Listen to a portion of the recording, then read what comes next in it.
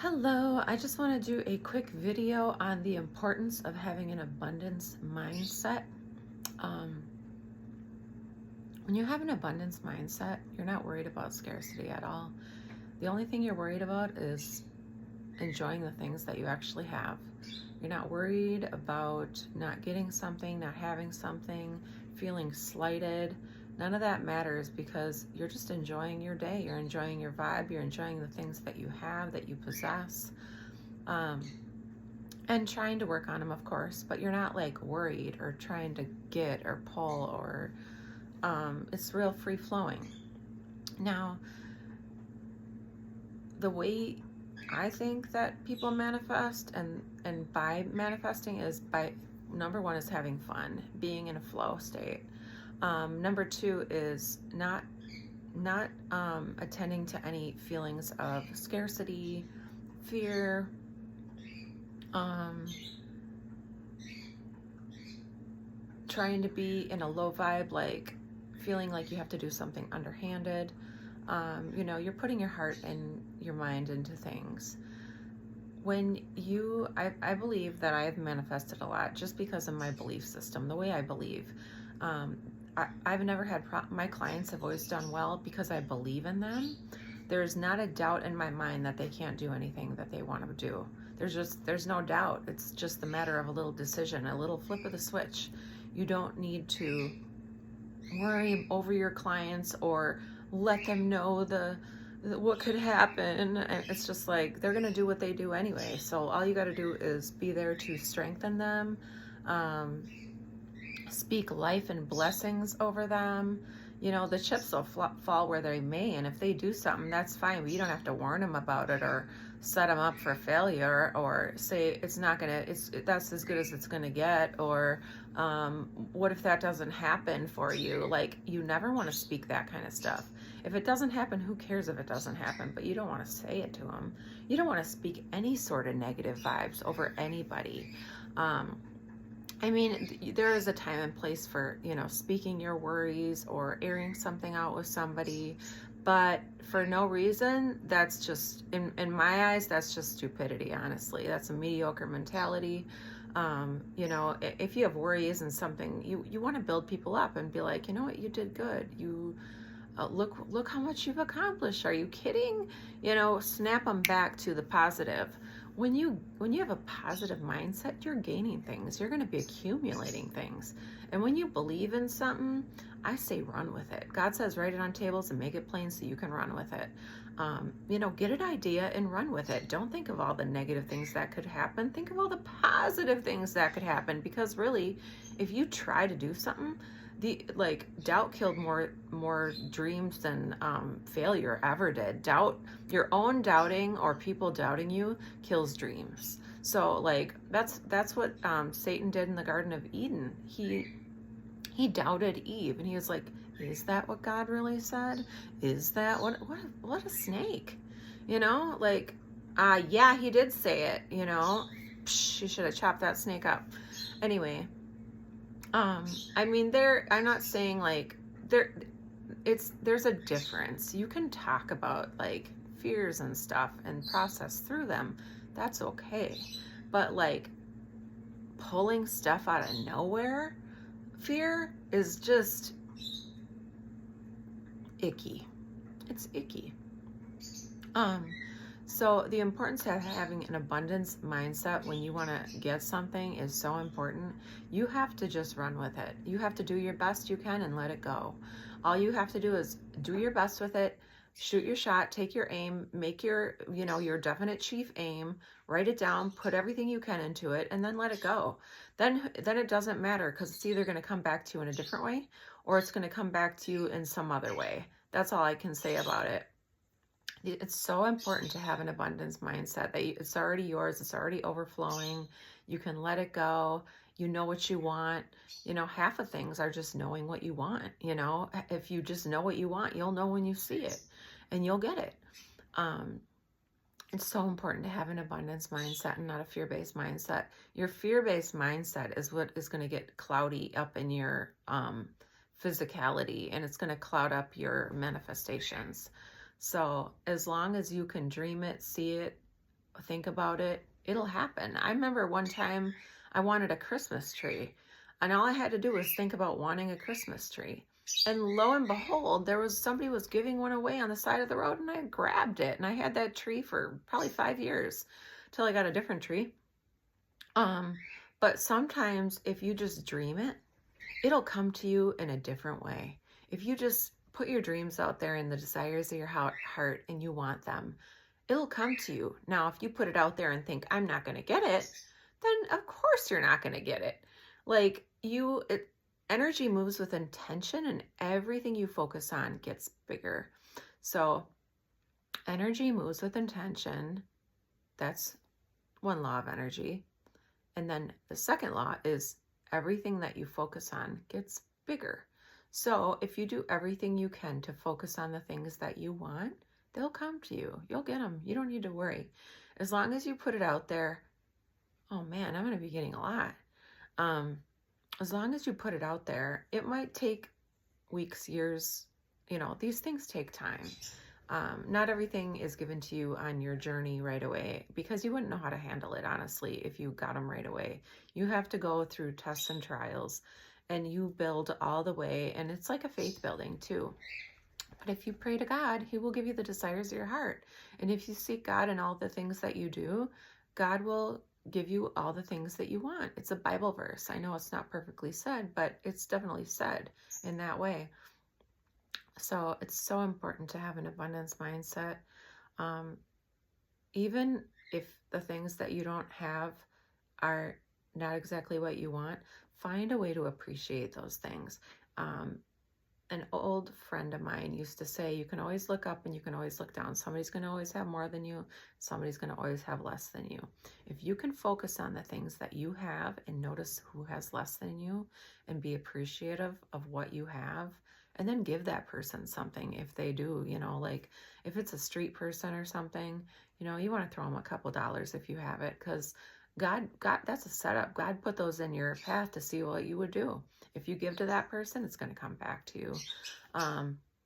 If somebody comes up to you asking you for money, give them a couple bucks. What is it? What is it off your back? That's tithing.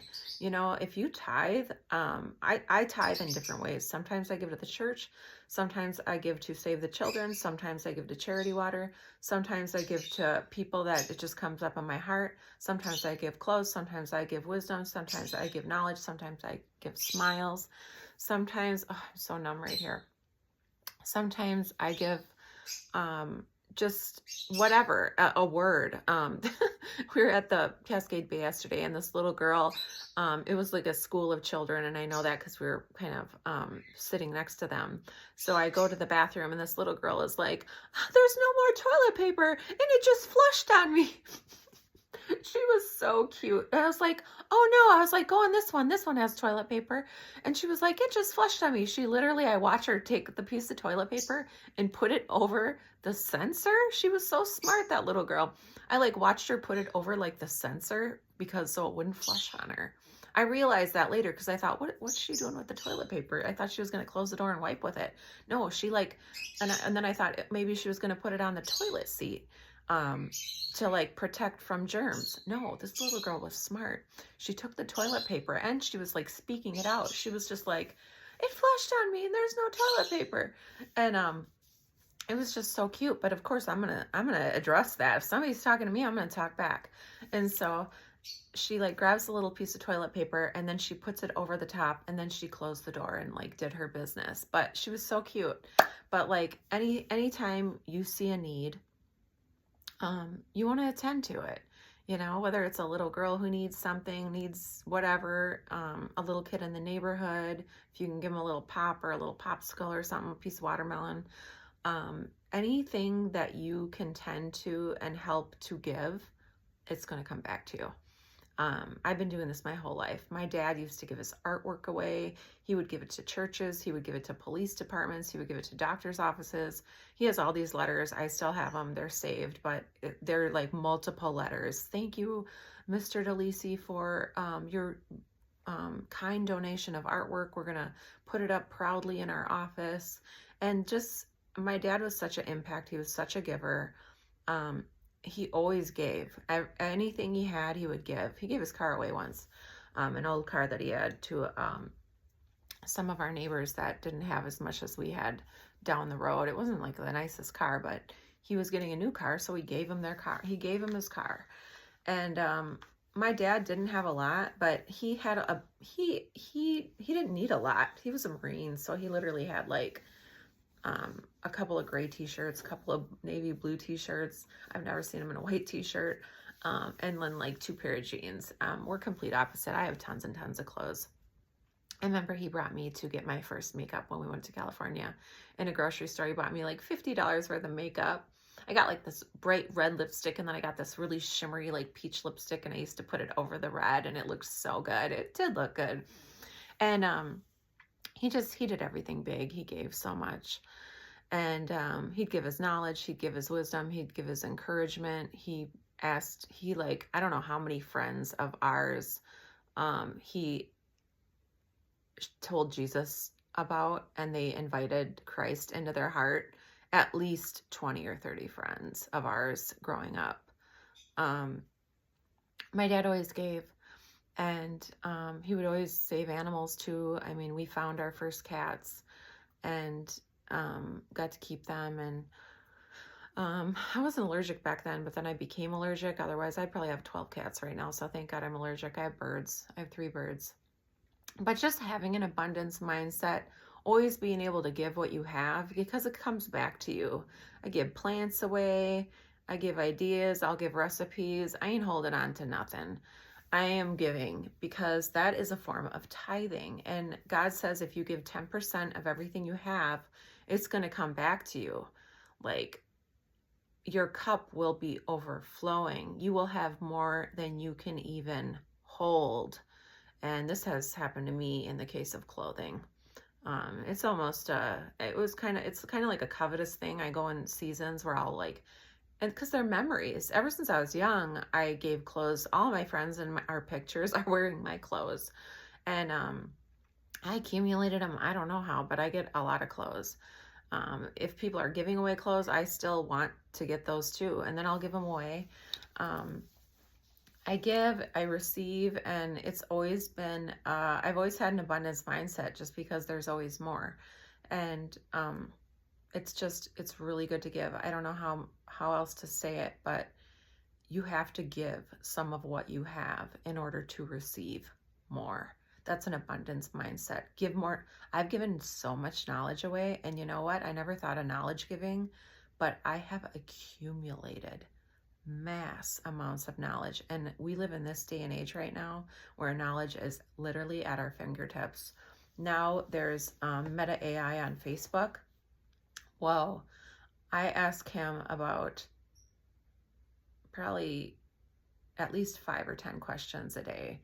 And it is so beautiful to have that knowledge. You can get any recipe, any active chemicals, anything you need to know. All you have to do is ask a question and be curious. And, be curious. That's the best thing you can do, is be curious. A lot of people don't like it. A lot of people don't like when you're asking questions. I remember even in class when I would ask a lot of questions, people were just like, oh, can we go? Or at staffing, oh, can we go? And it was just like, oh man, you are so mediocre. Like, it's so important to ask questions. That's how you learn. That's how you learn. That's the only way to figure things out, is to ask a stupid question, supposedly, but there is no stupid question. Absolutely not. There's no stupid question. So if you want to have an abundance mentality and an abundance mindset, be open to learning, and give your time, give your answers, because you know what I've found? When people sit and, listen to me, or they have a question for me, or I have a question for them, and then they answer it, they end up teaching me something. Most of my clients have taught me so much about resources. 211, which is, what the heck is it called? Anyway, it's basically a service you can call on the phone to get any sort of resources in Minnesota. If you need a resource for like a housing resource, a food resource, anyway, anything. It's United Way. It's the United Way, I think it is. It's all up in my head. Um, my clients have taught me so much about things, and they've really taught me how to help them, what resources they actually needed. You know, a lot of people want to teach a subject for clients. No, you need to ask the clients what they need, and then they're the ones who you're helping. You don't just teach stuff that you think they need to know. You teach stuff that they ask for help with that they need to know. And a lot of times that's how you make a working group. And so it's really good to give and receive, and you will sow what you reap. Be in a high vibe, fun mentality, because then it's easier for people to ask questions. You know, if you're a high viber and it's no skin off your back to answer a question or to stay an extra 5 minutes, you're going to learn something. You know, if you can put your ego aside and not be in such a rush and just to listen and learn, you're going to get something out of it. And so that is my abundance mindset video and why it's so important to have an abundance mindset. Anyway, I love you. God bless you. Make today great. Jesus loves you. Invite him into your heart. God bless you. I'll see you in the next video.